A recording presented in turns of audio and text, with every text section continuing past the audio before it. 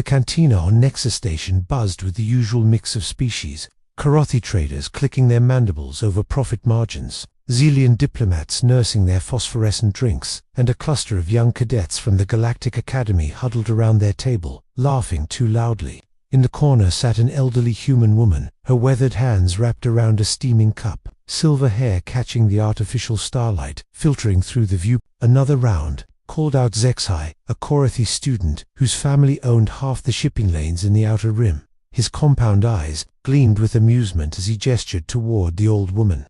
"And someone should tell grandmother over there that the history simulation pods are down the hall, if she wants to relive her fantasies." The woman looked up, meeting his gaze with startling clarity. "Fantasies?" Her voice carried an edge that made the nearest tables fall silent. "Is that what you call the Third Galactic War?" A Xelian cadet named Morden flicked his bioluminescent crest dismissively. "The Third War ended 3 centuries ago, human, before you were even born. And everyone knows humans barely participated to primitive, to few ships." The table erupted in snickers. The woman stood slowly, each movement deliberate. As she approached their table, something in her bearing made the laughter die. "Primitive." She pulled out a chair and sat without invitation. "Let me tell you about primitive. Let me tell you about the day humanity met its first alien fleet." The Academy students exchanged glances, but curiosity won over arrogance. The woman's eyes grew distant, and when she spoke again, her voice carried the weight of memory. "I was 23 when the hegemony arrived at Earth. 17 dreadnoughts, each one larger than our moon. We had 12 ships, retrofitted mining vessels, and cargo haulers with missile pods welded to their hulls. The hegemony commander broadcast on all frequencies: 'Surrender your world. Your species will serve as agricultural labor. Resistance is futile.'" Her lips curved into something that wasn't quite a smile.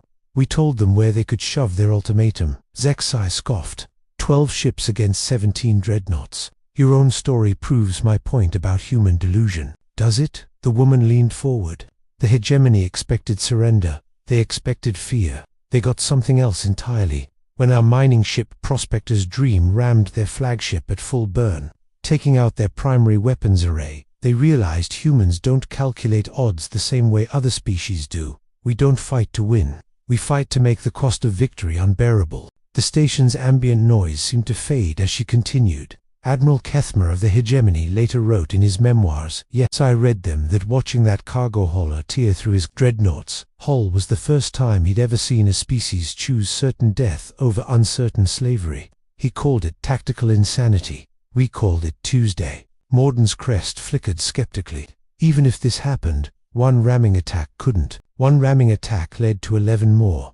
The woman's voice dropped to a whisper that somehow commanded absolute attention.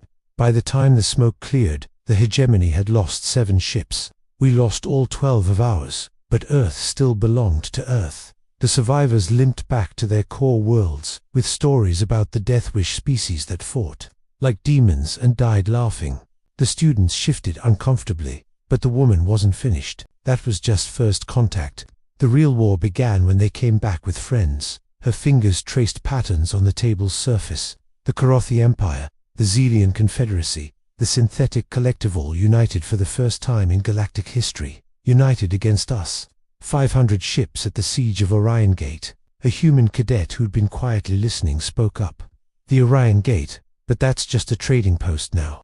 Nothing important ever happened." "Nothing important." The woman's laugh was sharp as broken glass. "Child, Orion Gate was humanity's Thermopylae. For 6 months, 3 human battle groups sat in ships total held at choke point against the combined fleet of 4 galactic powers. We turned every asteroid into a minefield, every derelict ship into a booby trap. When they finally broke through, they found the gate itself rigged to detonate." She paused, her eyes reflecting something that might have been pride or pain. "But we didn't trigger it. Instead, we broadcasted a message across the galaxy. You wanted to see how humans fight. This is how we fight. Not for glory, not for conquest, but so that someday, somewhere, someone who shares our DNA might look up at the stars and call them home." The cantina had fallen completely silent now. Even the bartender had stopped polishing glasses to listen. "The siege lasted another month," she continued. "When relief arrived, 200 fresh human ships from the core colonies, they found the defenders still holding their positions. 17 of the original 18 ships were gone, but the 18th, ... double quotes, she smiled, and this time it reached her eyes. The 18th was still broadcasting defiance on all frequencies. Sci-Fi's mandibles clicked nervously. This is ... elaborate fiction. Where's your proof? Where are the records? The woman reached into her jacket and placed a small metallic object on the table. It was scorched, twisted by heat and violence, but still recognizable as a ship's command insignia. This is from the bridge of US Indomitable. My ship. The student stared at the insignia, then at the woman.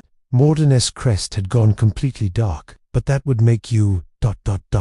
General Vera Magnus, she said quietly, commander of the Third Fleet, defender of Orion Gate, though I suppose that's just another name in your history books, assuming they teach you human history at all. The silence stretched until a young synthetic cadet, her photoreceptors flickering with rapid data access, suddenly went rigid. Designation: General Vera Magnus. Classification: Human Service Record, classified above my clearance level. Current status ... double quotes, the synthetic's voice faltered. Current status: listed as killed in action, Battle of Proxima Nebula, 300 years ago. All eyes turned back to the old woman, who was calmly sipping her drink. Reports of my death were greatly exaggerated, she said with dry humor, though not by much. The life extension treatments weren't perfected back then.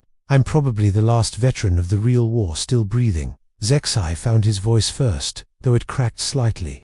But why? Why are you here, telling stories to academy brats who mock you? Vera Magnus stood, leaving the command insignia on the table. Because someone needs to remember what it cost. The textbooks call it the Galactic Integration Conflict, sanitized, bloodless. They don't mention the mining ships that became warships, or the cargo pilots who died screaming through vacuum to buy their species 30 seconds of survival time. She looked each student in the eye. You laugh at human primitives, while learning human tactical doctrines. You sneer at our crude ships while flying vessels built with human engineering principles. The galaxy didn't integrate humanity. Humanity integrated the galaxy. We just did it one funeral at a time. As she walked toward the exit, her voice carried back to them. History doesn't belong to the living. It belongs to the ones who write it. And we wrote it in fire across the void. The students sat in stunned silence long after she'd gone, staring at the command insignia. Finally, the human cadet spoke in a whisper. My grandfather used to tell stories about the war. I thought they were just ... stories. Morden's crest flickered weakly. The Battle of Proxima Nebula. She said that's where she died. The synthetic cadet's photoreceptors were still accessing data, cross-referencing historical records. Battle of Proxima Nebula. Decisive human victory. Hegemony forces routed. Treaty of Seoul signed shortly after. A pause. Casualty report. US Indomitable lost with all hands. Command crew, listed as ... Her voice became almost reverent. General Vera Magnus, killed in action while ramming the Hegemony flagship Eternal Dominion. 3 centuries later, in a classroom on New Geneva, Professor Kalin held up a holographic display showing the timeline of galactic history. Can anyone tell me why the Third Galactic War is considered the turning point of interstellar civilization? A young Karothi student raised her manipulator arm. Because it established the principle of species sovereignty. No single power could dominate others after that. Correct, Kalin nodded. And who do historians credit with developing the tactical doctrines that made this possible? The class responded in unison. General Vera Magnus of the Human Expeditionary Forces. A Zelian student's crest dimmed curiously. Professor, the records say she was killed at Proxima Nebula. But there are reports of her appearing at various locations throughout history. Some say she's still alive. Professor Kalin smiled enigmatically. Some stories are too important to die, Zorani. Whether General Magnus lives or not is less important than what she represents. The moment when humanity showed the galaxy that there are things worth dying for, and that some species would rather burn than bend. He gestured to the holographic display, where the image of a scarred human woman in a military uniform rotated slowly. The Treaty of Seoul didn't just end a war, it began a new age. An age where strength wasn't measured in ships or worlds conquered, but in the courage to stand against impossible odds. In the back row, a human student raised her hand. Professor, my great-grandmother once said she met General Magnus. She said the general told her that the war wasn't about winning, it was about making sure humanity's children would be free to reach for the stars. The professor's expression softened. Your great-grandmother was wise, Cadet Torres. The Third War wasn't humanity's greatest victory. It was humanity's introduction to the galaxy and the galaxy's introduction to the idea that some things matter more than survival. As the students filed out, Professor Kalen remained behind, looking at the holographic portrait. In the silence of the empty classroom, he could almost hear an old woman's voice. History doesn't belong to the living. It belongs to the ones who write it. The stars outside the window seemed to burn a little brighter, as if the void itself remembered the price of freedom.